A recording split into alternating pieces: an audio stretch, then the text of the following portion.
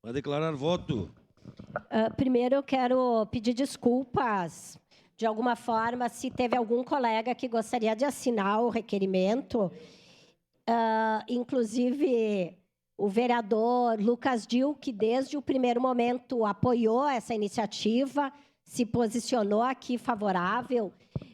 Na verdade, essa lógica enfim, conseguir o número necessário, protocolar, a gente acaba deixando algumas pessoas importantes que gostariam. O vereador Felipe também falou aqui, o vereador Xuxa.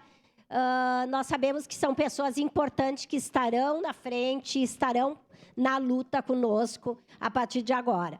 Eu também acho que nós não podemos começar polarizando, como já está sendo feito aqui.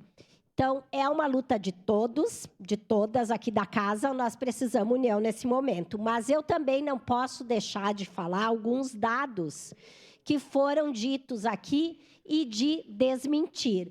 No governo de 2003 a 2014, foram criadas 18 universidades federais, ampliados 173 campos nessas universidades, criados 360 institutos federais, o que deu uma ampliação de 505 mil a 932 mil estudantes em universidades federais. Então, não é possível passar e não deixar nítido aqui que houve, sim, investimento no ensino público federal nos 12 anos de governo do PT e da esquerda, como é dito aqui. Mas eu acho que essa não é a discussão mais importante. Nós precisamos agora unir esforços de toda a comunidade, de toda a Câmara, de toda a sociedade civil nessa luta,